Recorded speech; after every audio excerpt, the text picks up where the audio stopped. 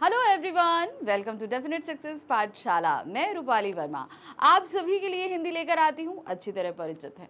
तो एग्ज़ाम्स एकदम सर पर हैं और आज तारीख हो चुकी है 25 और पेपर कब है 28 फरवरी को, तो यानी कि मात्र 3 दिन बाकी हैं। ठीक है, 26 27, अरे 2 ही बचे भाई, आज तो हो ही गई ना 25, तो भाई 26 बची है, 27 बची है। तो अब आपको ऐसी चीज़ें चाहिए ताकि आप एक बार में देखो और आपको सारा सिलेबस लर्न हो जाए। तो मैंने क्या किया, मैंने सोचा कि भाई वैसे तो हमने साल भर आपको पढ़ाया है, लेकिन कुछ ऐसे वीडियोज़ और लाइव आपके लिए लेकर आ जाऊं ताकि आप एक ही बार में पूरा का पूरा सिलेबस अच्छे से समझ जाओ। ठीक है, तो आज जो मैं करा रही हूँ वो हमारे class 10th Hindi course b के स्टूडेंट्स के लिए। भाई देखिए 25 तारीख का आधा दिन तो आपका, अभी आप एसएसटी का पेपर देकर आए हो, तो आधा दिन तो आपका पेपर देने और सब वहाँ से घर आने और थोड़ा सा रेस्ट करने में निकल गया। तो इसीलिए जो सबसे छोटा पार्ट हमारा होता है वो होता है हमारा जो पूरक पाठ्य पुस्तिका रहती है, तो इसीलिए आज हम उसको समझा रहे हैं आपको। तो आज हम कर रहे हैं अपनी class 10th Hindi course B का संचयन भाग 2 का पूरा 1 शॉट मैराथन, यानी कि एक ही बार में हम पूरी जो बुक है वो आपको समझा देंगे। ठीक है, अब इस बुक से आपके पास में क्या आते हैं, दीर्घ-उत्तरीय प्रश्न आते हैं, तो वो भी आपको कराऊंगी, परेशान नहीं हुई है। मैराथन मतलब मैं क्वेश्चन आंसर्स की भी पूरी मैराथन आपको कराने वाली हूँ, डोंट वरी। ठीक है, तो अभी हमने क्या किया, हम अब सबसे पहले शुरू कर रहे हैं अपनी संचयन बुक से। संचयन बुक के बाद हमारे पास स्पर्श आएगी, तो स्पर्श का गद्य खंड आपको अलग पढ़ाऊंगी और पद्य खंड अलग समझाऊंगी। तो इस तरीके से आपके ये तीनों कंप्लीट कराने के बाद मोस्ट इंपॉर्टेंट क्वेश्चन, यानी कि बहुत ही एक्सपेक्टेड क्वेश्चन हैं जो आने वाले हैं, ये आपके दोनों ही बुक के एक साथ लेकर आ जाऊंगी। तो इस तरीके से आपका ये पूरा लिटरेचर खत्म हो जाएगा। फिर आपके पास बचती है ग्रामर, तो ग्रामर का तो मैं लाइव लेके ही आ रही हूँ आपके पास। ठीक है, तो चलिए, क्योंकि ग्रामर में बहुत सारे डाउट्स होते हैं, इसलिए हमारा लाइव होना आपके लिए बहुत ज़रूरी हो जाता है, ताकि आप डाउट्स देते रहो और मैं फटाफट आपको वो डाउट्स क्लियर करती रहूँ। तो चलिए, आज हम करते हैं संचयन। संचयन में हमारे पास 3 अध्याय हैं, हरियर काका, सपनों के ऐसे दिन और टोपी शुक्ला। ये तीनों ही चैप्टर अपने आप में हमें बहुत अलग अलग चीज़ों को समझा रहे हैं। तो पहला चैप्टर जो हमने लिया हुआ है वो है हमारा हरियर काका। हरियर काका कहानी जो हमारे सामने है वो मिथिलेश्वर जी ने लिखी है, जो उनके बहुत ही करीबी काका की ही कहानी है, जैसा कि उन्होंने इस पाठ में हमको बताया है। उनके गांव में ही बचपन में उन्हें बहुत प्रेम करते थे, अपने कंधे पर बैठाल कर घुमाते थे, सब कुछ था। तो हमारे मिथिलेश्वर जी के बहुत ही करीब थे हरियर काका जी। अब उनके जीवन में कुछ ऐसी चीज़ें घटित हुई जो हमें वाकई सोचने पर मजबूर करती हैं। कैसा क्वेश्चन? क्वेश्चन ये कि समाज में क्या बुजुर्गों के प्रति वाकई संवेदनहीनता बढ़ती चली जा रही है? सिर्फ उनकी प्रॉपर्टी, पैसे पर ही लोगों की निगाह है? क्योंकि देखिए आजकल जो है वृद्धाश्रम में बहुत ज़्यादा जनसंख्या बढ़ने लगी है, तभी ये क्वेश्चन हमारे सामने उभरा और इस कहानी ने तो उस पर क्वेश्चन मार्क ही खड़ा कर दिया है कि नहीं। तो चलिए देखते हैं क्या है। मिथिलेश्वर द्वारा लिखी कहानी हरियर काका ग्रामीण परिवेश में रहने वाले एक वृद्ध व्यक्ति की कहानी है, जिसने अपना संपूर्ण जीवन सादगी में व्यतीत किया। जीवन के अंतिम पड़ाव पर वह बेबसी और लाचारी का शिकार हो गया और उसके सगे संबंधी सब स्वार्थी होकर अपनी स्वार्थ सिद्धि में लगे रहे। यानी कि एक ऐसा व्यक्ति जिसने अपना संपूर्ण जीवन बहुत सादगी के साथ, अब भाई कहते हैं ना कि प्रॉपर्टी होती है, ज़मीन होता है, पैसा होता है, और व्यक्ति अगर अकेला है, अगर उसके बच्चे नहीं हैं, तो जाहिर सी बात है उसके पास खर्चे नहीं होते। खर्चे नहीं होते तो जमा पूंजी भी अच्छी होती है, और यही जमा पूंजी और यही प्रॉपर्टी कहीं ना कहीं सगे संबंधियों और समाज वालों के लिए गिद्ध की निगाह का काम करती है। क्यों? क्योंकि वो उस गिद्ध की निगाह से खाली उनकी निगाह उस प्रॉपर्टी और पैसे पर जमी रहती है, लेकिन उससे जुड़े उस व्यक्ति पर बिल्कुल भी नहीं रहती। ठीक है, तो यही स्वार्थ सिद्धि यहाँ पर बताई गई है। लेखक का हरियर काका से परिचय बचपन का है, जैसे मैंने बताया कि बचपन से ही हरियर काका उनके साथ थे। हरियर काका उनके पड़ोस में रहते थे, उन्होंने उसे अपने बच्चे की तरह प्यार और दुलार दिया।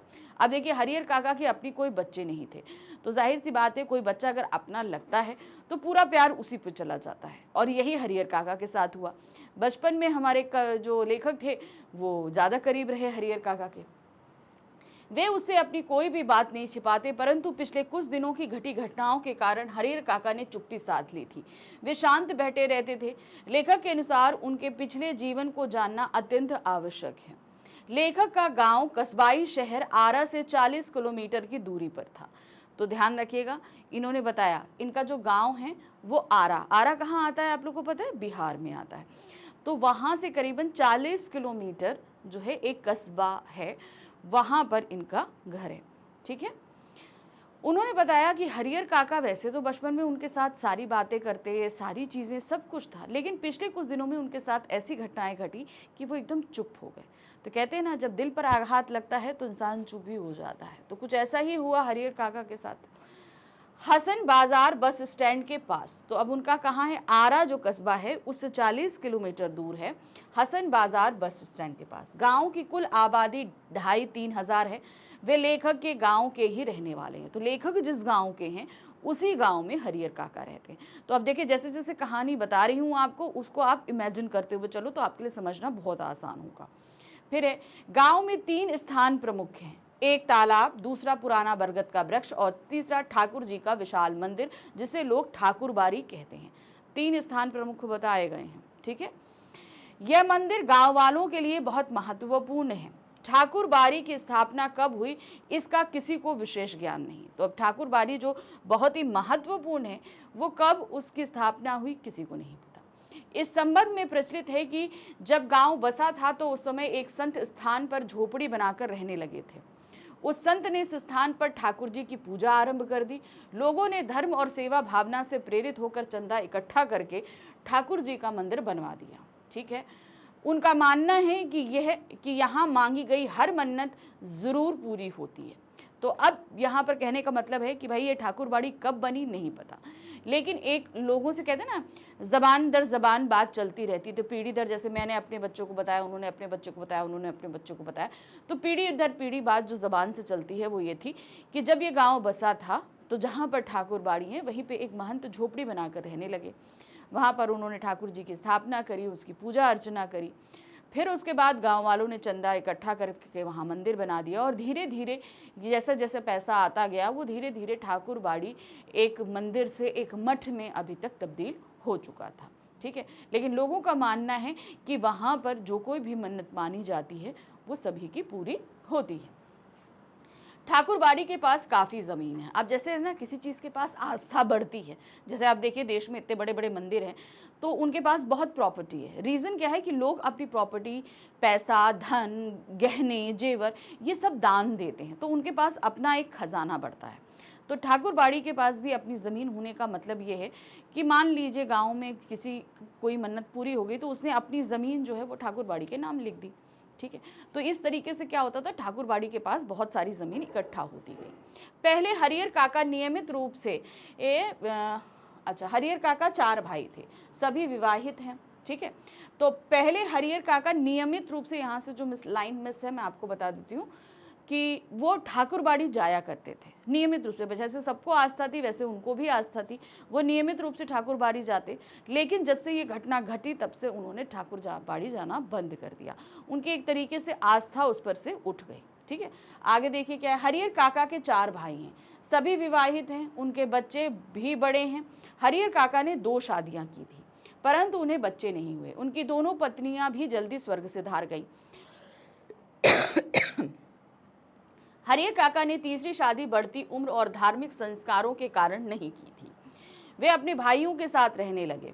ठीक है। तो अब यहाँ पर इसको ऐसे समझिए कि हरियर काका 4 भाई थे। 4 भाई में हरियर काका की 2 बार शादियाँ हुई, उनके बच्चे नहीं थे, दोनों ही पत्नियों से बच्चे उनके नहीं हुए और पत्नियाँ भी जल्दी ही स्वर्ग से धार गईं। अब उम्र बढ़ रही थी और धार्मिक कारण भी थे जिसका वजह से उन्होंने तीसरी शादी नहीं करी। अब जैसे उम्र बढ़ती है तो किसी न किसी के सहारे की ज़रूरत पड़ती है, तो ये सहारा उन्होंने अपने भाइयों, 4 भाई थे तो भाई एक हरियर काका, 3 भाई और हुए, तो ये अपने भाइयों के साथ में रहने लगे थे। ठीक है। वे अपने भाइयों के परिवार के साथ ही रहते। हरियर काका के पास कुल 60 बीघा खेत था। हरियर काका के पास 60 बीघा खेत था। प्रत्येक भाई के हिस्से में 15-15 बीघा खेत। परिवार के लोग खेती बाड़ी पर निर्भर है। भाइयों ने भी अपनी पत्नियों को हरियर काका की अच्छी प्रकार से सेवा करने के लिए कहा। तो समझ में आया, हरियर काका के पास 60 बीघा ज़मीन है जबकि बाकी भाइयों के पास 15-15 बीघा ज़मीन है। तो ज़्यादा ज़मीन हुई कि नहीं हुई। अब बात ये आती है कि जब ये साथ रहने लगे तो भाइयों ने कहा अपनी पत्नियों से कि भाई काका की बहुत अच्छे से सेवा करना।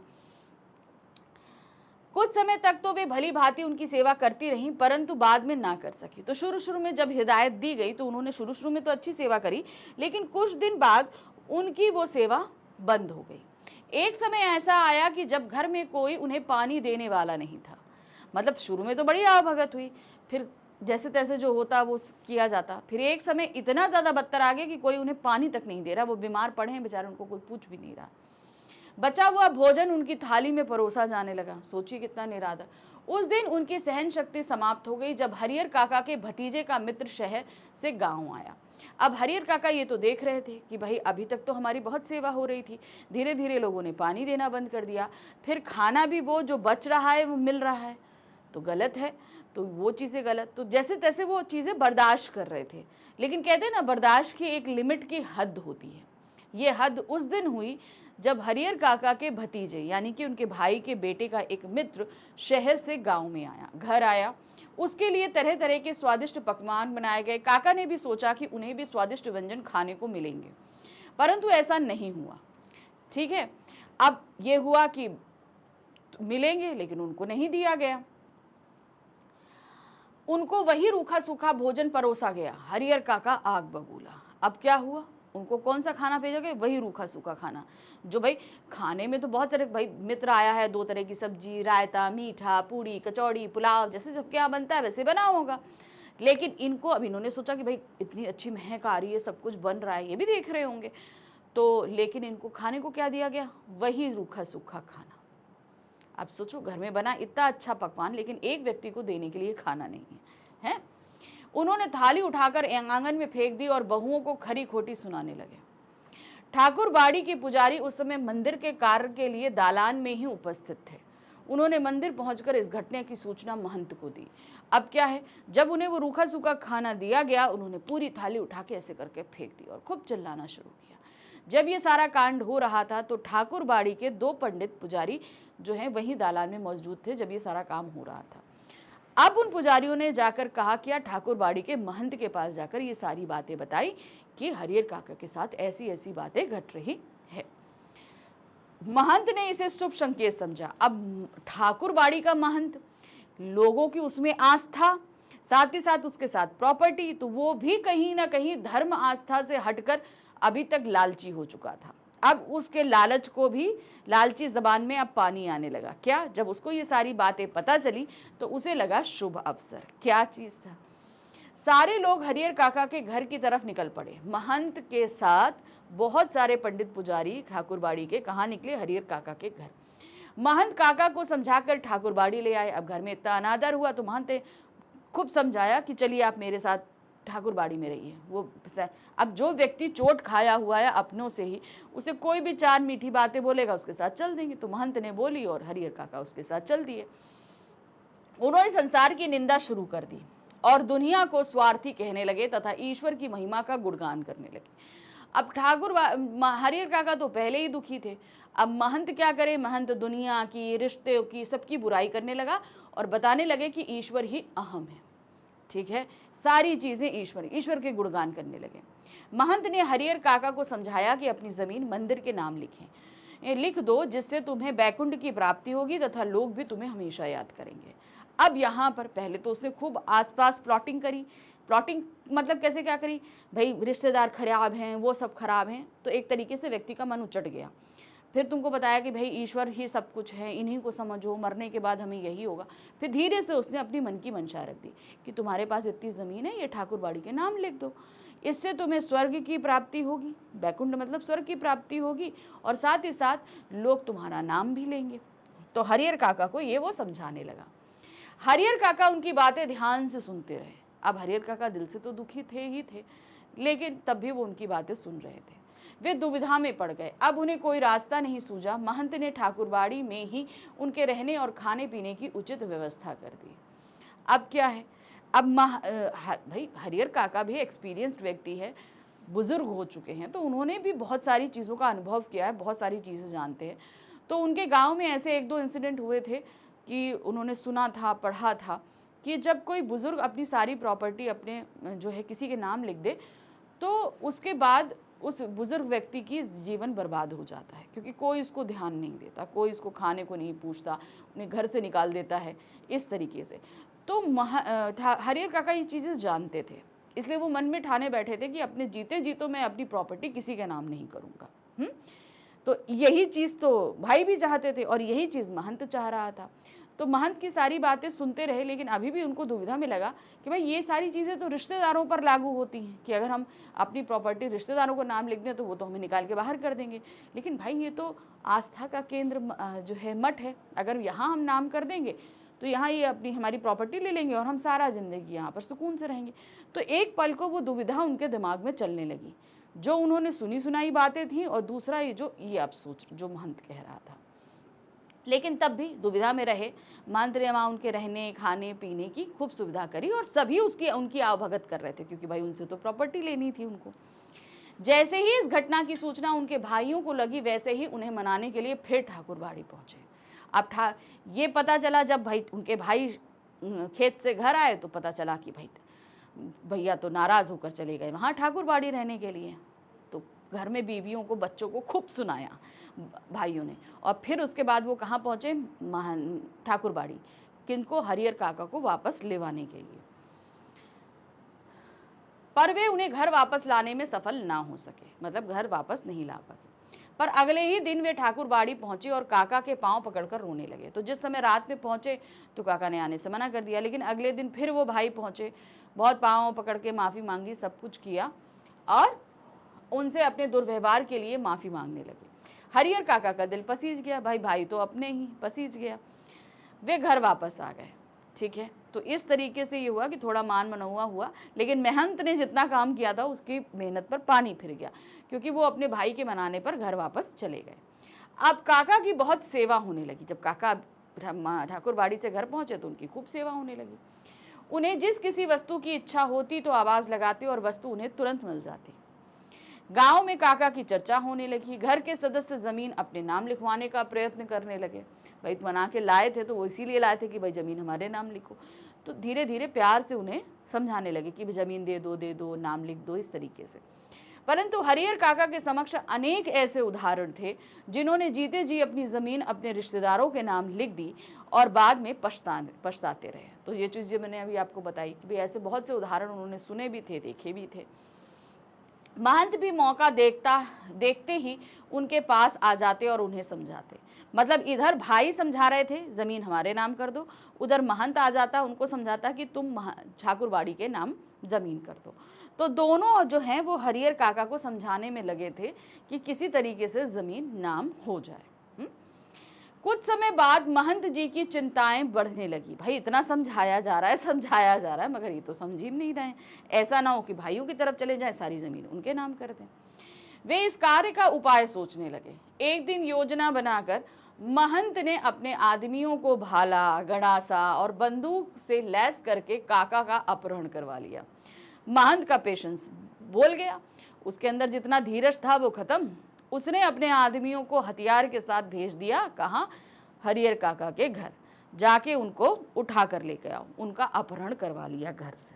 ठीक है, हरिहर काका के भाइयों एवं गांव के लोगों को जब खबर लगी तब वे ठाकुरबाड़ी जा पहुंचे। अब भाई घर से एक आदमी को उठाया जाएगा तो बाकी को खबर लगेगी। तो उनके भाई जो हैं पहुंचे कहाँ पर, चले गए बाकी लोगों को इकट्ठा करके ठाकुरबाड़ी से काका को छुड़ाने। उन्होंने मंदिर का दरवाज़ा खुलाने का प्रयत्न किया, पर अगर वे असफल रहे। बहुत कोशिश करी मगर किसी ने नहीं खोला। तब उन्होंने पुलिस को बुला लिया। मंदिर के अंदर महंत एवं उनके आदमियों ने काका से ज़बरदस्ती कुछ सादे कागज़ों पर अंगूठे के निशान ले लिए। काका महंत के इस रूप को देखकर हैरान हो गए। अब अंदर क्या था, क्या उनको अपहरण करके लाए थे तो प्यार से तो नहीं ला रखा होगा। उन्हें मारा था, पीटा था, मुंह के अंदर कपड़ा लगाकर उनको चुप करा दिया था, हाथ पैर बांध के कोठरी में डाल दिया था। उनके अंगूठे से साइन ले लिए थे कुछ सादे कागज़ों पे, मतलब सादे कागज़ पे उनके अंगूठों के निशान ले लिए थे। अब जब वो पहुंचे मंदिर का, तब पुलिस ने बहुत मुश्किल से दरवाज़ा खुलवाया, परंतु उन्हें अंदर कोई नहीं मिला, कोई हलचल नहीं दिखी। अब पुलिस जब अंदर पहुंची तो जितने भी पुजारी थे, महंत थे, वो अब तक सब भाग चुके थे। ठीक है, अंदर एकदम सन्नाटा था। अब हरिहर काका को मुंह में कपड़ा बांधा हुआ था तो कुछ नहीं, तो उनको एक कमरे से थोड़ी सी आवाज आई, तभी एक कमरे से धक्का मारने की आवाज आई। पुलिस ने ताला तोड़कर देखा तो काका रस्सियों से बंधे मिले, उनके मुंह में कपड़ा ठुसा हुआ था। उन्हें बंधन से मुक्त कराकर उनके भाई उन्हें घर ले आए। तो उनको काफ़ी, अब देखिए, एक तो शारीरिक चोट तो थी पर वो सदमे में भी थे। जिस ठाकुर बारी के लिए वो इतनी ज़्यादा आस्था रखते थे, उसके महंत ने ऐसा उनके साथ छल किया था, ऐसा धोखा दिया था कि अब वो अंदर से भी धीरे से टूट चुके थे। मतलब एक कहते हैं ना, एक हिस्सा उनका टूट चुका था इसी इंसिडेंट के बाद से। वो इस व्यवहार से भी बहुत हैरान थे।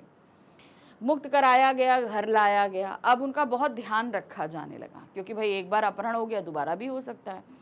2-3 लोग रात में उन्हें घेर कर सोते थे। जब वे गांव में जाते तब भी हथियारों से लैस 2-3 व्यक्ति उनके साथ ही जाते थे। उन पर फिर से दबाव डाला जाने लगा कि वे अपनी जमीन अपने भाइयों के नाम कर दें। तो ये दबाव भाइयों की तरफ से तो डाला ही जा रहा था, मगर उनके भाइयों के जो गांव वाले सगे थे, वो गांव वाले भी कहीं ना कहीं अप्रत्यक्ष रूप से हरिहर काका पर दबाव डाल रहे थे जमीन को वो भाइयों के नाम लिखने के लिए। जब एक दिन उनकी सहन शक्ति जवाब दे दी, तब उन्होंने भी भयानक रूप धारण कर लिया। अब भाई बहुत समझा रहे हैं कि जमीन हमारे नाम कर दीजिए, लेकिन फिर एक दिन आया कि भाइयों की सहन शक्ति जवाब दे गई और उन्होंने भी भयानक रूप धारण किया। हरिहर काका को मारा, पीटा और धमकाया, यहाँ तक कि जान से मार डालने की भी धमकी दी। ठीक है, तो देखिए क्या है, धारण कर लिया। उन्होंने काका को धमकाते हुए कहा, सीधे तरीके से तुम हमारे नाम जमीन कर दो, नहीं तो मार कर यहीं घर में गाड़ देंगे और गांव वालों को पता भी नहीं चलेगा। ठीक है, हरिहर काका ने जब साफ इनकार कर दिया तो उनके भाइयों ने उन्हें मारना शुरू कर दिया। ठीक है, पहले तो जान से मारने की धमकी दी, उन्होंने कहा नहीं मैं नहीं करूँगा, तो फिर भाइयों ने मारना शुरू कर दिया।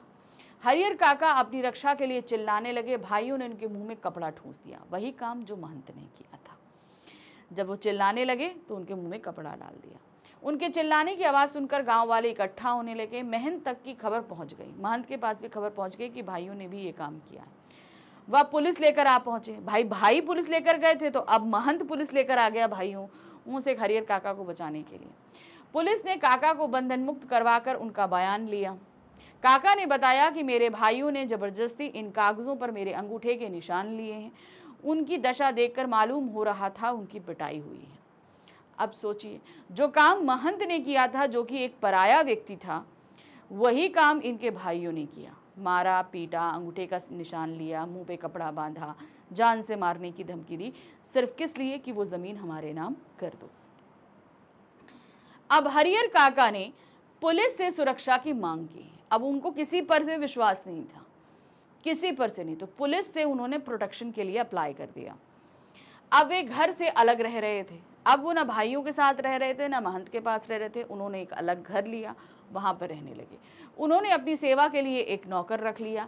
2-4 पुलिसकर्मी उन्हें सुरक्षा दे रहे थे, यानी पुलिसकर्मी उनकी सुरक्षा में लगे रहते थे और उनके पैसे पर मौज कर रहे थे। अब सोचिए, वो पैसे जिसको पाने के लिए सब इतने बेचैन थे, अब वो पैसे पर ऐश कौन कर रहा था? वो नौकर, 2-3 पुलिसकर्मी जो उनकी सेवा में लगे थे, वो आराम से उनके पैसों से खाना पीना, मौज करना, ये सारे काम कर रहे थे। एक नेता ने उनके समक्ष प्रस्ताव रखा कि वे जमीन पर उच्च विद्यालय खोल दें, पर काका ने इनकार कर दिया। उन्होंने कहा कि नहीं, हमें कुछ नहीं करना। गांव में अफवाहों का बाजार गर्म हो रहा है। लोग सोचते हैं कि काका की मृत्यु के बाद महंत साधुओं एवं संतों को बुलाकर जमीन पर कब्जा कर लेगा। अब काका गूंगेपन का शिकार हो गए हैं, विरक्त आंखों से आकाश की ओर ताकते रहते हैं। तो समझ में आया कि अब उनकी कंडीशन ये हो चुकी है कि वो सबसे धोखा खा चुके हैं, अंदर से इतना ज़्यादा टूट चुके हैं कि अब उन्हें किसी पर विश्वास नहीं है। सब कह रहे हैं कि भाई क्या होगा इनके मरने के बाद ज़मीन, तो सबके अपने अपने मत हैं। भाई हथिया लेंगे, महंत हथिया लेगा, जो कर लेंगे, सब एक बहागर में।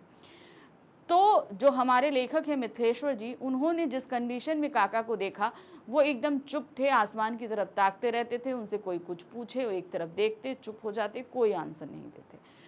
तो ये सारी कंडीशन देखकर हमारे लेखक बहुत चिंतित हैं कि क्या होगा, और ये पूरा पार्ट था जो उन्होंने बयां किया कि समाज में वृद्ध व्यक्ति और ख़ास तौर से अगर वो अकेले हैं तो किस तरीके से उनकी दुर्गति हो रही है। समाज पूरी तरीके से संवेदनहीन हो चुका है, इस चीज़ को बताने का प्रयत्न किया है। ठीक है, चलिए अब आ जाते हैं, हमारा दूसरा अध्याय है सपनों के से दिन। इसके लेखक हैं गुरदयाल सिंह। अब ये एक संस्मरण के जैसे कि क्या कहते हैं, उन्होंने अपने जीवन में, हमें मिथिलेश्वर जी ने उनके जीवन में जो उनके बहुत नज़दीकी थे उनके साथ घटित घटना को लिखा, वैसे ही गुरदयाल सिंह जी ने अपने बचपन के समय को लिखा है। वो अपने बचपन को याद कर रहे हैं, उनके स्कूल के दिन हैं, उनकी गर्मियों की छुट्टी हैं, उनके मित्र हैं, उनके टीचर्स हैं, उन सभी के बारे में उन्होंने इस पाठ में बताया हुआ है। तो चलिए देखते हैं क्या क्या उन्होंने बताया है। और इस पाठ से उन्होंने तत्कालीन शैक्षिक प्रणाली और वर्तमान शैक्षिक प्रणाली पर लेकर एक क्वेश्चन मार्क खड़ा किया कि उस समय जो चीज़ें पढ़ाई समझाई जाती थी, बच्चों में ज़्यादा इंटरेस्ट नहीं था, अभिभावक में ज़्यादा इंटरेस्ट नहीं था, किस तरीके से ये उजागर। ठीक, चलिए देखिए क्या है। लेखक अपनी आत्मकथा के इस अंश में बताते हैं कि बचपन में जब वह और मेरे ये साथी खेला करते थे तो सभी एक जैसे लगते थे। अब गुरदयाल सिंह जी ने अपनी आत्मकथा लिखी है, तो आत्मकथा तो सबकी बड़ी होती है, लेकिन उसके आत्मकथा का एक अंश यहाँ पर रखा गया है जिसे हम संस्मरण कहेंगे। आत्मकथा का मतलब हो जाता है कि हम शुरू से लेकर आखिर तक की पूरी आत्मकथा को देखें।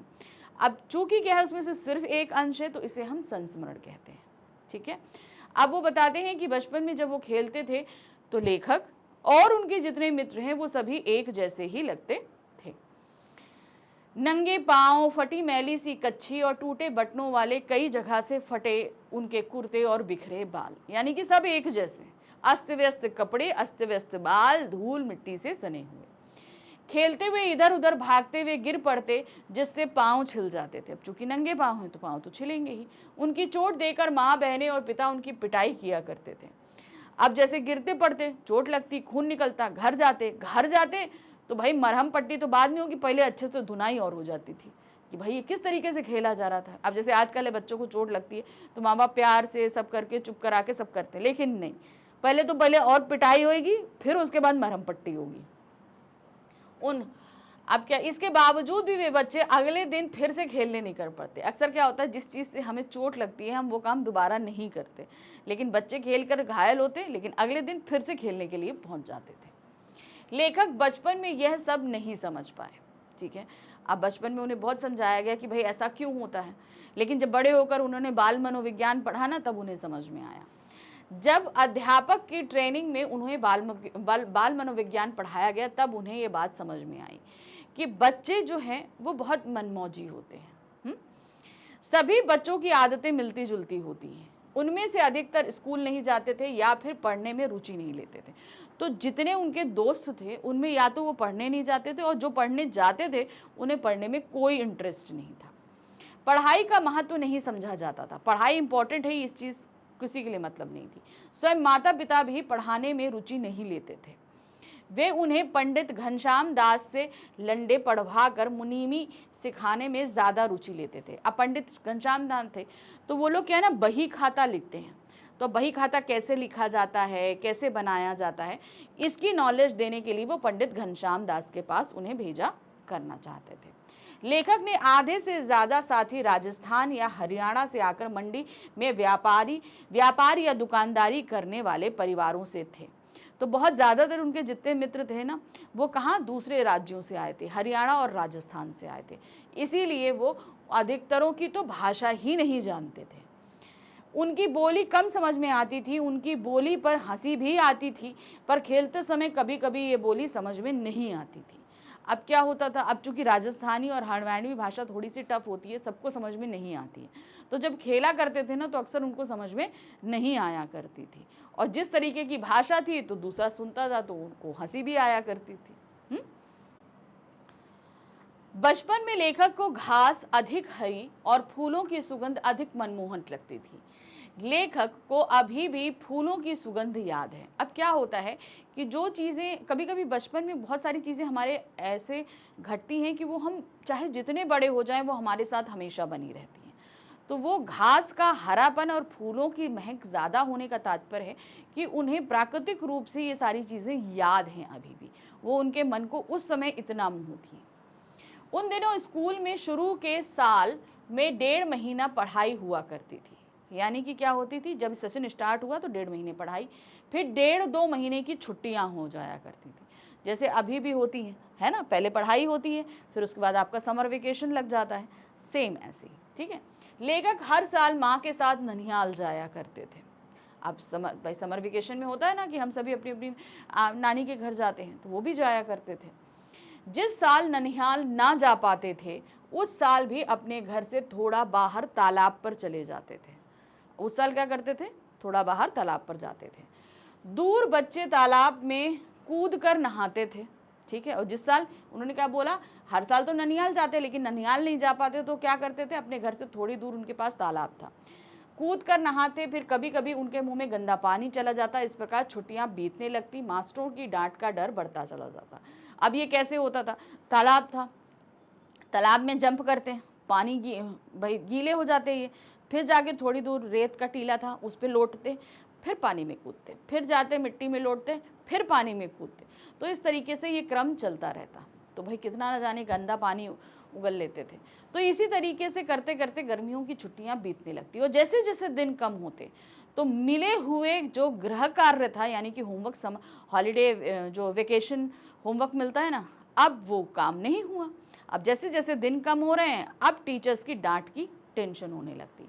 मास्टर जी हिसाब के कम से कम 200 सवाल दिया करते थे, यानी कि मैथ्स के 200 सम सॉल्व करने के लिए दिया करते थे। उनके करने का हिसाब लगाते। उस समय दिन छोटे लगते, स्कूल का डर सताने लगता। कुछ सहपाठी ऐसे भी थे जो काम करने से अच्छा मास्टर जी की पिटाई खाना उचित समझते थे। अब जैसे उन्होंने कहा कि भाई 200 सवाल हैं, 20 दिन बचे हैं, तो अगर हम 10-10 सवाल पर डे लगाते हैं तो आराम से 200 सवाल हो जाएंगे।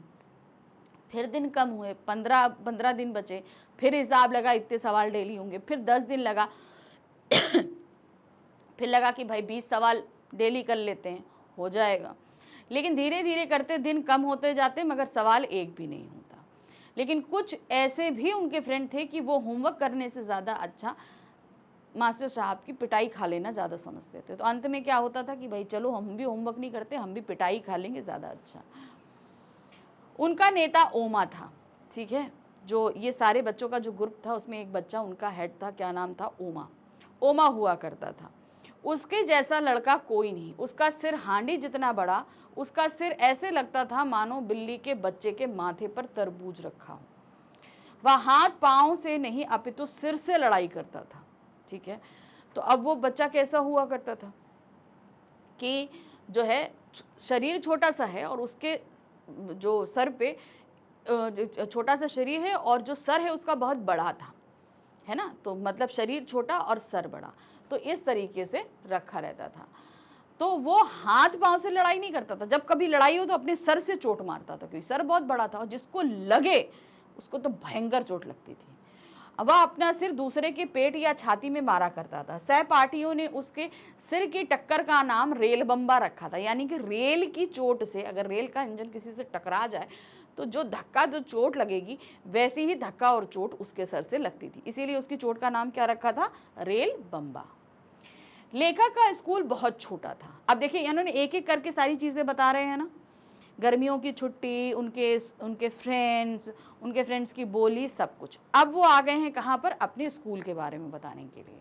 बहुत छोटा था, उसमें केवल 9 कमरे थे जो अंग्रेजी अक्षर के एच की भांति बने हुए थे, यानी कि 9 कमरे थे, ऐसे करके 4-4 कमरे और बीच में एक ये 9 कमरा, ठीक है।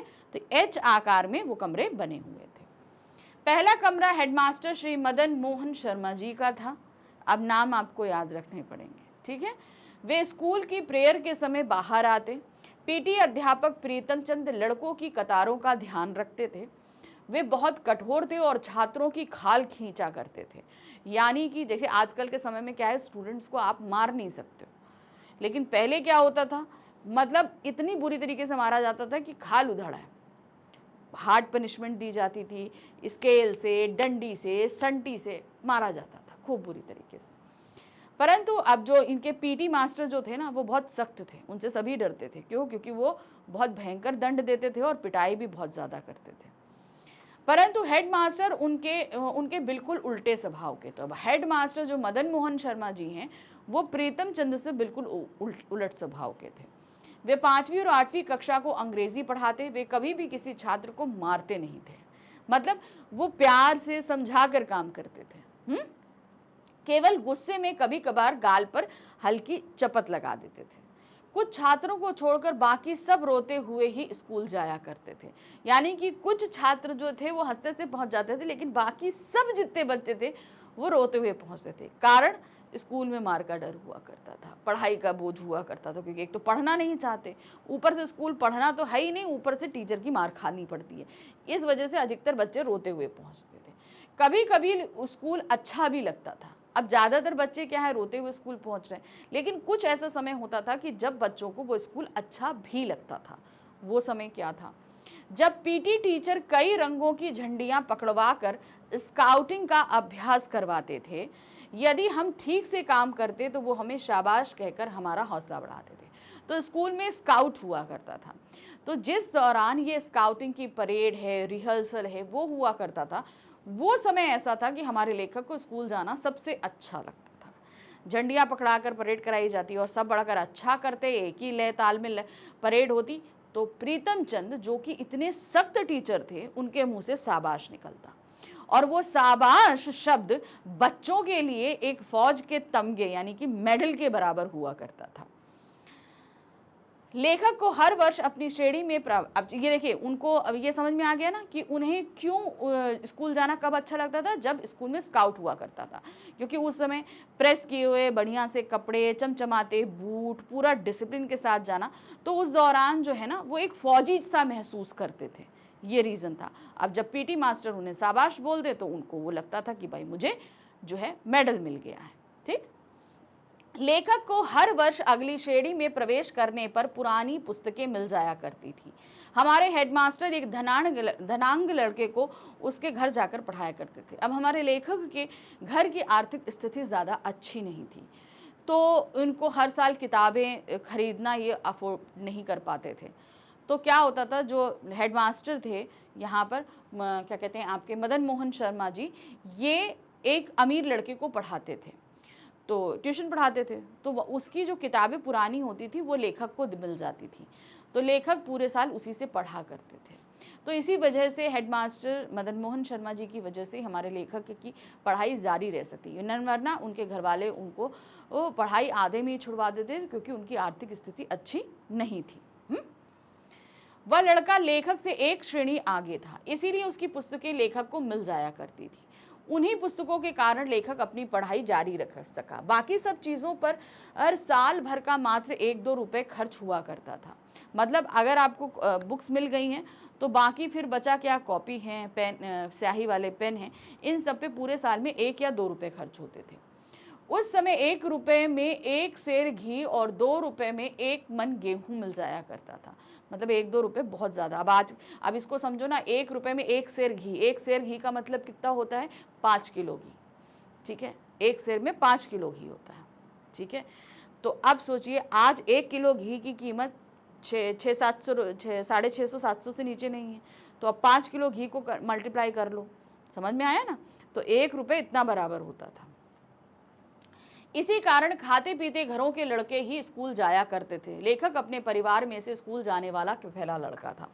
अब क्या था, लेखक के घर में पढ़ाई का महत्व ऐसे भी नहीं था, क्योंकि अपने घर से ये पहले ऐसे लड़के थे जो वो पढ़ाई के लिए जाया करते थे। आर्थिक स्थिति अच्छी नहीं थी, तो हेडमास्टर की वजह से इनकी पढ़ाई चल रही थी, लेकिन कहीं ना कहीं ये जो इनको पुरानी किताबें मिलती थी ना, ये इन्हें अच्छा नहीं लगता था, क्योंकि उनको वो किताबों की जो नई किताबों की जो महक होती है वो उन्हें बड़ी पसंद थी, तो वो उन्हें कभी मिल नहीं पाई, तो इस चीज़ का उन्हें बड़ा अफसोस हुआ करता था। ठीक है, तो ये उन्होंने अपने स्कूल और अपने घर की आर्थिक स्थिति और पढ़ाई की स्थिति बताई। चलिए अब आगे बढ़ते हैं, क्या बताया। यह दूसरे विश्व युद्ध का समय था। नाभा रियासत के राजा को अंग्रेजों ने सन 1923 में गिरफ्तार कर लिया था। ठीक है, 1923 में नाभा रियासत के जो महाराजा थे उन्हें अंग्रेजों ने गिरफ्तार कर लिया। तमिलनाडु के कोडेना कनाल की में जंग शुरू होने से पहले उनका देहांत हो गया। उनका बेटा विलायत में पढ़ रहा था, कहाँ के, नाभा के जो राजा थे उनके। उन दिनों अंग्रेज फौज में भर्ती करने के लिए नौटंकी वालों को साथ लेकर गांवों में जाया करते थे। वे फौज के सुखी जीवन का दृश्य प्रस्तुत करते थे ताकि नौजवान फौज में भर्ती हो जाएं। अब इसको ये समझिए क्या होता था कि भाई सेकेंड वर्ल्ड वॉर शुरू हुई, तो सेकेंड वर्ल्ड वॉर में भारत तो शामिल नहीं हुआ, लेकिन भाई ब्रिटिश तो शामिल था, इंग्लैंड शामिल था। तो इंग्लैंड को चाहिए थे अपनी तरफ से लड़ने के लिए सैनिक। अब ये सैनिक उसे मिलते कहाँ, तो उसे चाहिए थे ये सैनिक भारत से, ठीक है।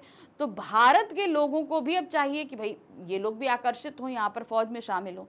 तो क्या होता था, एक नौटंकी चलती थी, अंग्रेज सरकार की तरफ से एक नौटंकी हुआ करती थी। नौटंकी मतलब एक तरीके का प्ले होता था। तो वो प्ले हर जगह जाकर करते, हर गांव में, और वहाँ पर ये बताया करते कि भाई फौज में कितनी सुख सुविधाएं होती हैं, कितना आराम होता है, क्या होता है, ये सारी चीज़ें वो वहाँ पर प्ले करते थे ताकि लोग उस सुख सुविधा फैसिलिटी को देखकर मोहित हो और फौज में शामिल हो जाएं। और ऐसा होता भी था, बहुत सारे नौजवान फौज में शामिल हुए। लेकिन फिर क्या हुआ उनके साथ, उन्हें भेज दिया गया दूसरे विश्व युद्ध में लड़ने के लिए, जिससे भारत का कोई लेना देना नहीं। वहाँ पर भारत के लोग जो हैं इंग्लैंड की तरफ से लड़ने के लिए जा रहे थे और मर रहे थे, ठीक है। तो इस तरीके से वो सुख सुविधा दिखाकर भारतीयों को बेवकूफ़ बनाते थे और अंग्रेजी सेना में शामिल करते थे। वे फौज के सुखी जीवन का दृश्य प्रस्तुत करते ताकि नौजवान फौज में भर्ती हो जाएं। जब लेखक स्काउटिंग की वर्दी पहनकर परेड करते थे तब उनको भी ऐसा ही महसूस होता था। यानी कि जब वो स्काउट की वर्दी पहनकर परेड करते थे तो उन्हें भी लगता था कि मैं फौज में, वो प्राउड उन्हें फील होता था। लेखक ने मास्टर प्रीतम चंद्र को कभी मुस्कुराते हुए नहीं देखा।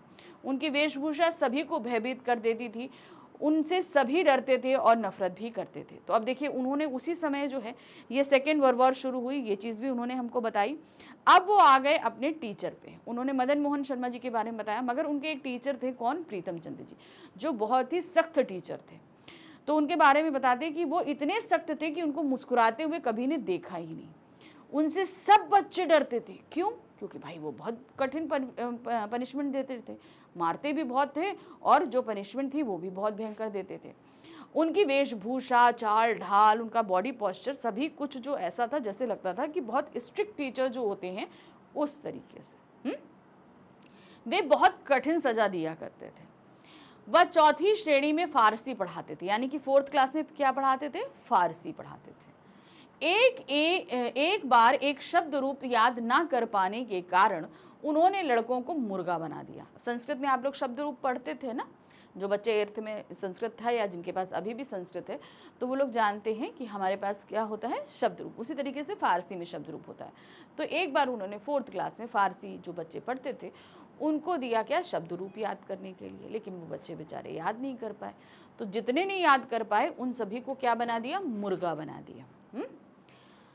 जब हेडमास्टर शर्मा जी ने यह दृश्य देखा तो वो प्रीतम सिंह पर क्रोधित हुए और बोले, what are you doing, is it the way to punish the student of the 4th class. यानी कि जब उन्होंने देखा कि भाई इतने छोटे छोटे बच्चों को इतनी कठिन पनिशमेंट दी गई है तो भाई हेडमास्टर बहुत गुस्सा हो गए। वो उन्होंने प्रीतम चंद को बहुत डांटा, भाई इतने छोटे बच्चों को ये पनिशमेंट देने का तरीका है, स्टॉप इट एंड वंस, ठीक है, इसको यहीं पर रोक दीजिए। शर्मा जी गुस्से में कांपते हुए अपने दफ्तर में चले गए और इस घटना के बाद प्रीतम सिंह कई दिनों तक स्कूल नहीं आए। ये सारा देखने के बाद उन्होंने स्टॉप कराया और सीधे जो हेडमास्टर साहब थे कहाँ चले गए, अपने रूम में, ठीक है ना। शर्मा जी कौन थे, मदन मोहन शर्मा जी, यानी कि हेडमास्टर। गुस्से में अपने रूम में गए। उसके बाद से जो हमारे पीटी के टीचर प्रीतम चंद थे उन्हें स्कूल में आते देखा ही नहीं गया। शायद हेडमास्टर ने उन्हें मुअत्तल कर दिया, यानी कि उन्हें सस्पेंड कर दिया। अब फारसी शर्मा जी स्वयं या मास्टर नाहे रिया राम जी पढ़ाया करते थे, ठीक है। तो फारसी या तो खुद पढ़ाते थे या दूसरे टीचर थे वो पढ़ाते थे। पीटी मास्टर अपने घर पर आराम करते थे। अब उनका घर भी वहीं पास में था तो बच्चे अक्सर देखते थे कि भाई ये स्कूल तो आए नहीं हैं, लेकिन ये कहाँ रहते थे, इनको उनके घर पर देखा जाता था। उन्हें अपनी नौकरी की बिल्कुल भी चिंता नहीं थी। वे अपने पिंजरे में रखे 2 तोतों को दिन में कई बार भीगे हुए बादाम खिलाते और उनसे मीठी मीठी बातें करते। जिस प्रीतम चंद को बच्चों ने कभी भी हंसते मुस्कुराते नरमी के साथ नहीं देखा, वही व्यक्ति अपने घर में अपने तोतों से बहुत मीठी मीठी बातें करते हैं और उन्हें बादाम खिलाता था। तो एक तरीके से बच्चों ने उन प्रीतम चंद के दो रूपों को देखा था, एक स्कूल में और एक उन तोतों के साथ में। यह सब लेखक तथा उनके साथियों को बड़ा विचित्र लगता था कि इतने कठोर पीटी मास्टर तोते के साथ इतनी मीठी बातें कैसे कर लेते हैं। भाई हम लोग के साथ तो बड़ी सख्ती से पेश आते हैं, लेकिन तोते के साथ इतनी मीठी बातें कैसे करते हैं। ये सब बातें उनकी समझ में परे थी, वे उन्हें अलौकिक मानते थे।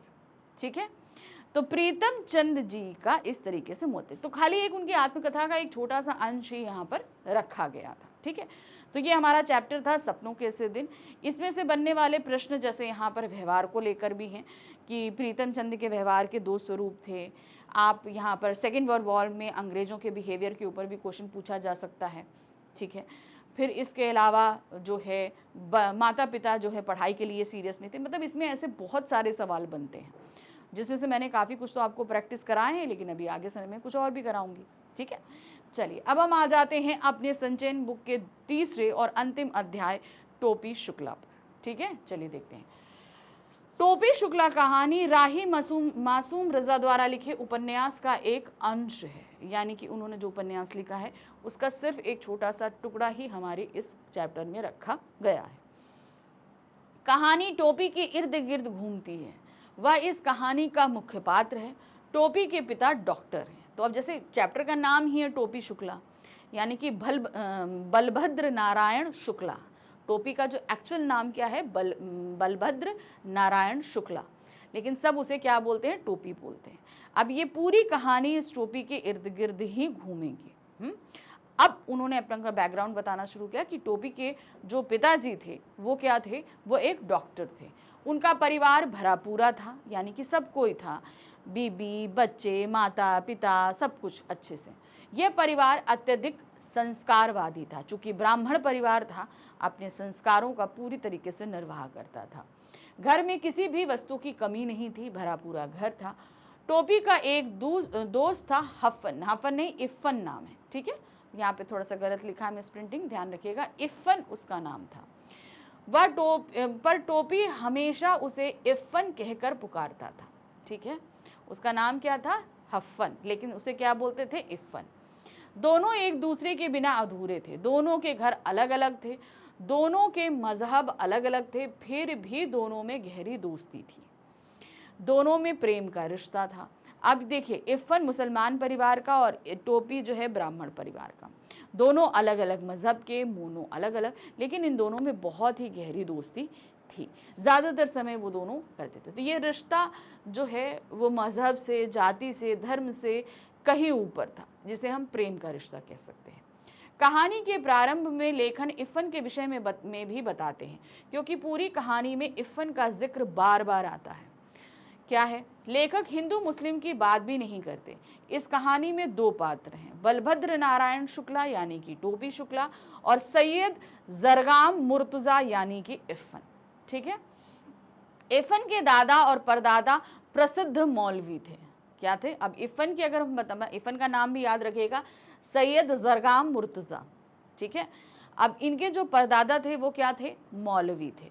मरने से पहले उन्होंने वसीयत की थी कि उनकी लाश करबला ले जाई जाए। ठीक है, अब यहाँ पर देखिए, इफ़न के दादा और परदादा प्रसिद्ध मौलवी थे।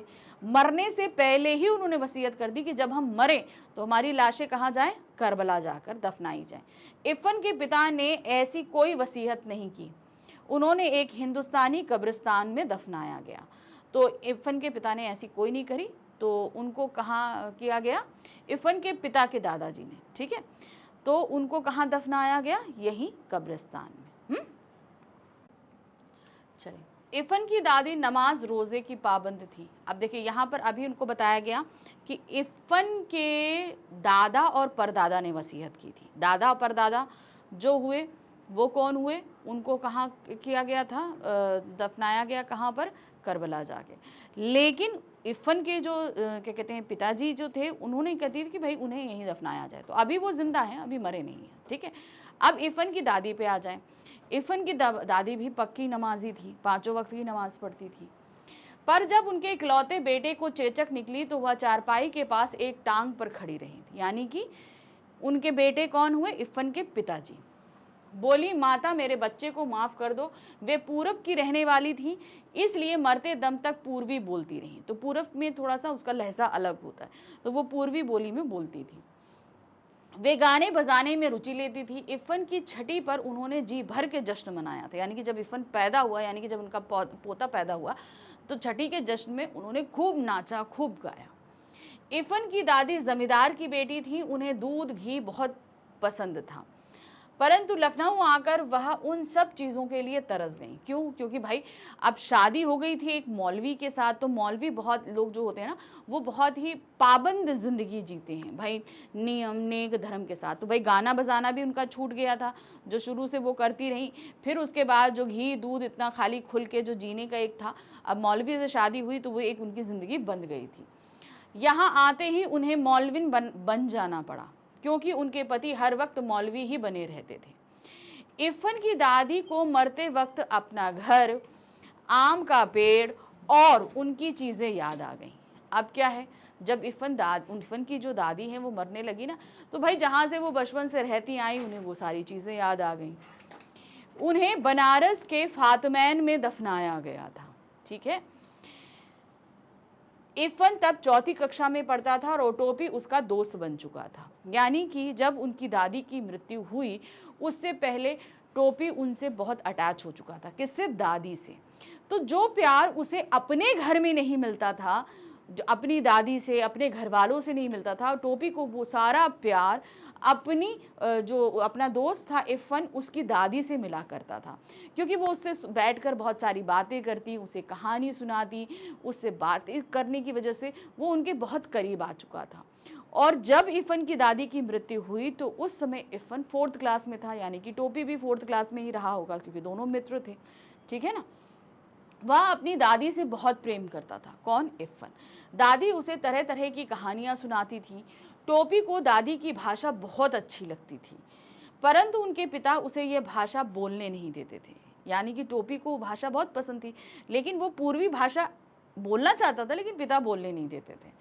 वह जब भी इफ़न के घर जाता, तब दादी के पास बैठने की कोशिश करता था। तो टोपी कहीं ना कहीं बहुत ज़्यादा प्रेम करता था दादी से। ठीक है, अब क्या है, डॉक्टर भृगु नारायण नीले तले वाले के घर में 20वीं सदी प्रवेश कर चुकी थी, यानी खाना मेज कुर्सी पर होने लगा था। चलिए, अब ये जो भृगु नारायण जो हैं, भृगु नारायण शुक्ला कौन है? बलभद्र नारायण शुक्ला के पिताजी, यानी कि टोपी शुक्ला के पिताजी। उनके घर में अब 20वीं सदी प्रवेश कर गई, यानी कि बहुत थोड़ी हद तक अब मॉडर्न हो चुके थे वे। अब जो पहले क्या होता था, खाना जो है ज़मीन पर बैठ के खाया जाता था, अब डाइनिंग टेबल पे बैठकर खाना होने लगा था। टोपी को बैगन का भरता अच्छा लगता था। वह बोला, अम्मी, अब क्या है, ये तो भाई ब्राह्मण परिवार के हैं। उसे बैगन का भरता एक दिन बड़ा बड़ा अच्छा लगा।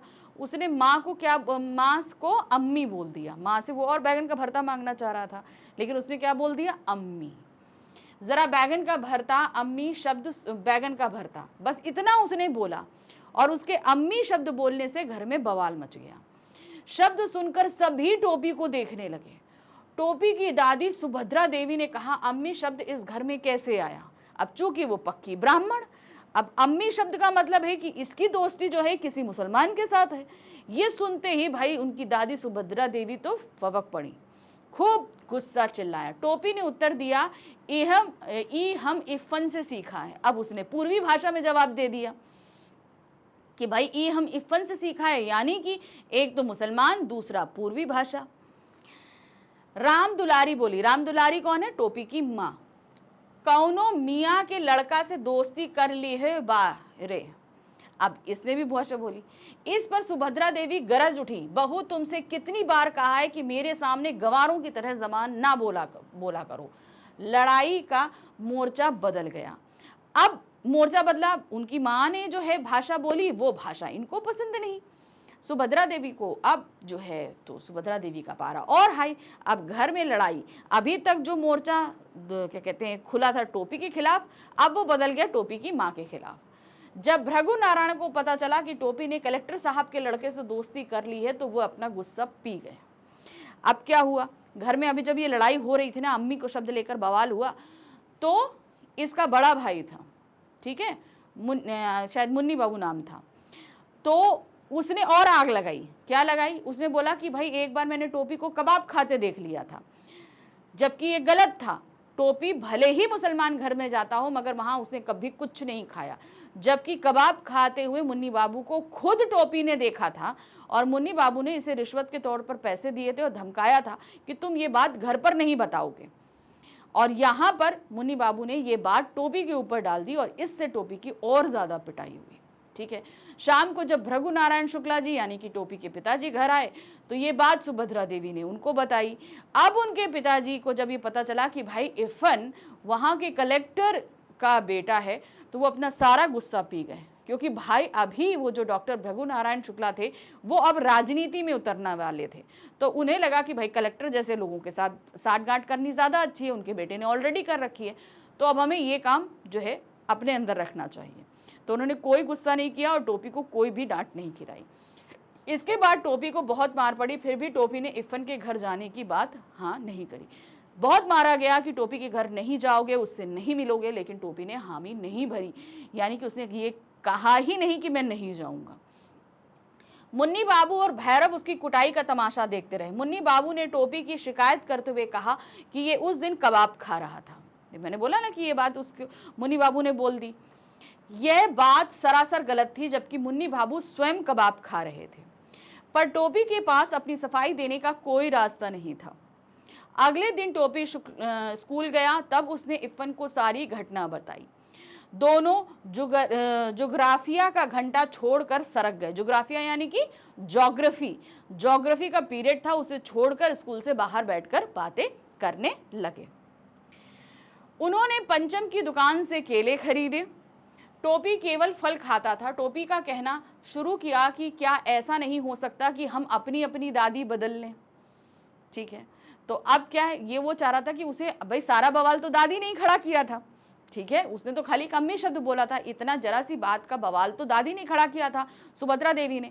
तो उस दिन जब ये लोग ज्योग्राफी का पीरियड बंक करके बैठे, जाके केले खा रहे थे वहां बैठ के और आपस में बात कर रहे थे, तो इरफान और टोपी दोनों, टोपी जो है इरफान से बोलता कि कहीं कुछ ऐसा नहीं हो सकता कि मेरी दादी और तुम्हारी दादी को हम आपस में बदल लें, यानी कि इरफान की दादी को मैं ले लूं और मेरी दादी को तुम ले लो।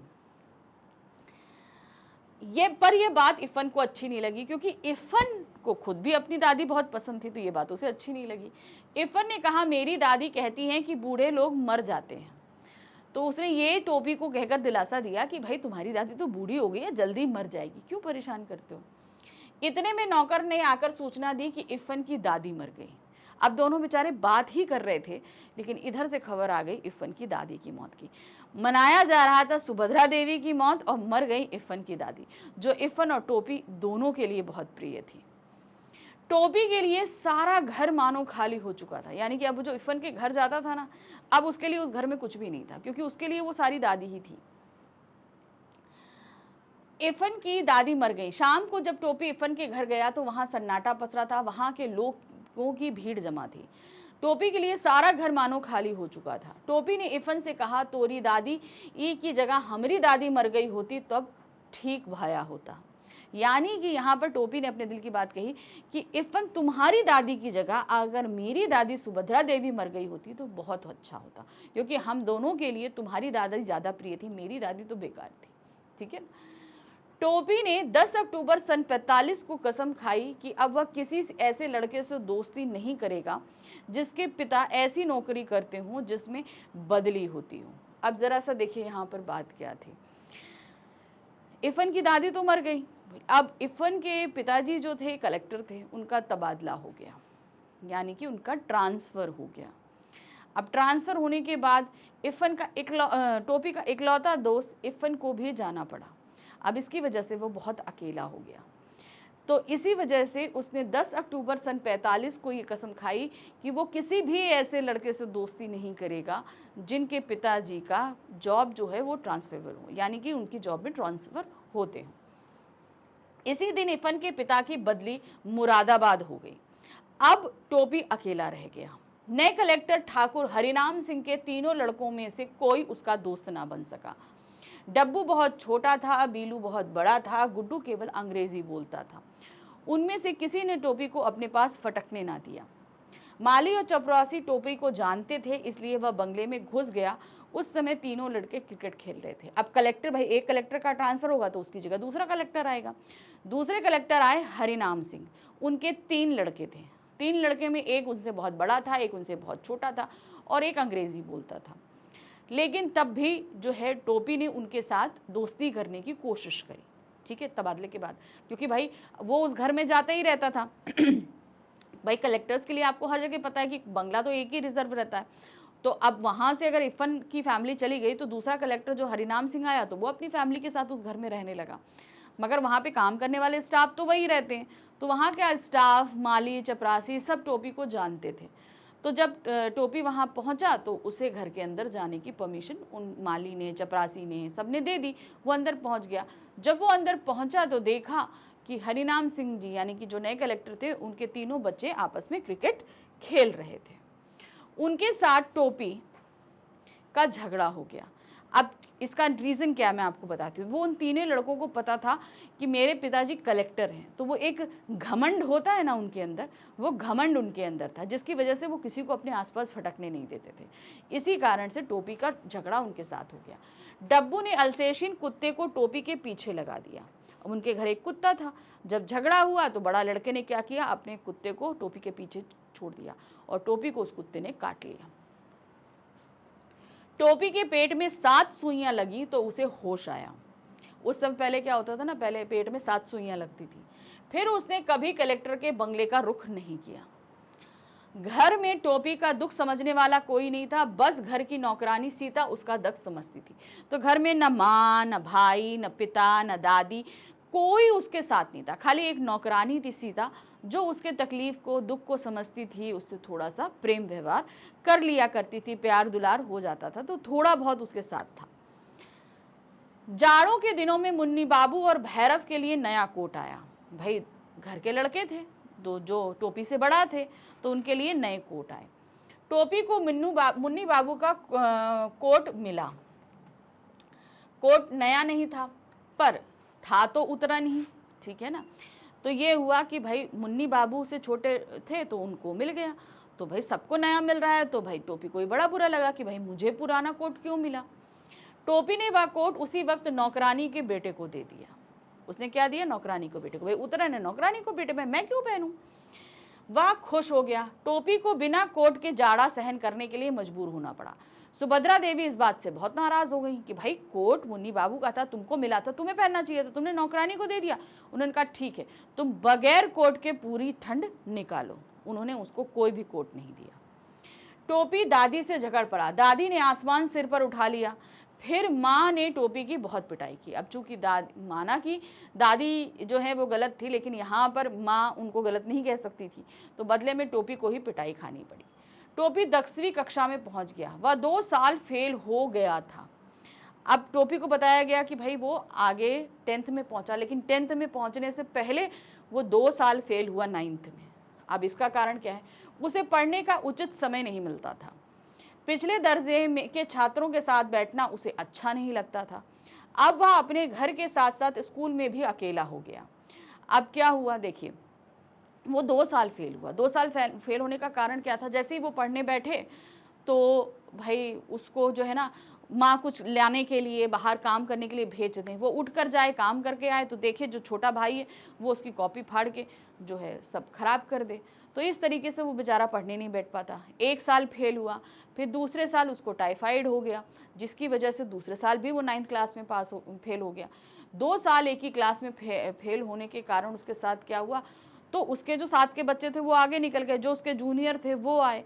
तो जूनियर बच्चों के साथ वो ज़्यादा दोस्ती नहीं कर पाया। मास्टर भी उसकी खिल्ली उड़ाने लगे, टीचर्स भी उसकी खिल्ली उड़ाने लगे। देखो यहाँ पर मास्टर ने भी उस पर ध्यान देना बंद कर दिया। टोपी को भी शर्म आने लगी जब उसके सहपाठी अब्दुल वहीद ने उस पर व्यंग बाण कसा कि टोपी को बहुत बुरा लगा।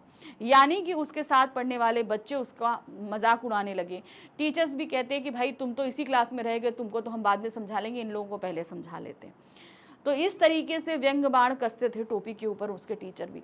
तो जो घर में अकेला था वो अब धीरे धीरे स्कूल में सब में अकेला होता चला गया था। तो इस कारण से वो 2 साल पास, उसके पास होने की कसम खाई। जब इस तरीके से उसके जो सहपाठी था अब्दुल वहीद ने उसका मजाक उड़ाया, तो उस दिन उसको बहुत हर्ट हुआ और उसने कसम खाई कि अब वो इस साल पास होकर दिखाएगा। इसी बीच चुनाव आ गए। क्या आ गए? चुनाव आ गए।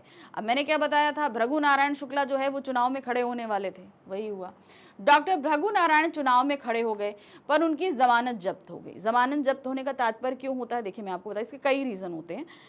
या तो आपका आपराधिक गतिविधि है, या आपको इतने वोट्स नहीं मिलते जिसकी वजह से जमानत जब्त हो जाती है। ठीक है, ऐसे वातावरण में टोपी का पास हो जाना ही काफ़ी था। यानी कि घर में पहले ही बहुत ही मातम का माहौल चल रहा था कि भाई उनकी जो है जमानत जब्त हो गई है, तो सभी बड़े उदास थे। अब इतने में अगर टोपी पास हो जाता है तो उतना ही बहुत अच्छे नंबर आए चाहे ना आए। इस पर भी दादी बोल उठी, तीसरी बार तीसरे दर्जे में पास हुए हो, भगवान नज़र से बचाए। तो टोपी जो है उसने तो कसम खाई थी कि भाई इस साल मैं पास होऊंगा, तो वो तीसरी बार उसने एग्ज़ाम दिया, लेकिन वो 3rd डिवीज़न में 9th पास हो गया और 10th में आ गया। लेकिन इतने में भी दादी ने बोला कि चलो, दादी ने भी व्यंग्य बाण कसा कि चलो भाई तीसरी बार तुम तीसरे डिवीज़न में तो पास हुए। तो ये हमारी टोपी की कहानी थी, जिससे जुड़े बहुत सारे पहलुओं को रखा गया। तो जैसे मैंने बताया कि ये पूरा एक उपन्यास था, उसका सिर्फ एक अंश यहाँ पर राही मासूम रज़ा द्वारा लिखित उस उपन्यास का रखा गया है। तो वैसे तो उसके आगे और भी कहानी है, हमारे पाठ में इतनी ही कहानी थी। तो ये मैंने पूरा पाठ आपको तीनों चैप्टर्स क्लियर कर दिए ताकि आपको अच्छे से समझ में आ जाए। ठीक है, तो ये हमारा मैराथन था हमारी संचयन बुक का। अब जल्दी ही हम लेकर आएंगे अपनी स्पर्श बुक के मैराथन के साथ। तो कल मिलते हैं। ठीक है, तो कल मॉर्निंग से आपको रिकॉर्डेड वीडियो और इवनिंग में आपको लाइव वीडियो मिलेगा, जहाँ पर हम बहुत सारी मैराथन करेंगे, चीज़ों को समझेंगे, और आपको पूरा टाइम टेबल मिल जाएगा कम्युनिटी पे, उसे ज़रूर चेक करिएगा। ठीक है, मिलते हैं आगे। Thank you for watching, bye bye.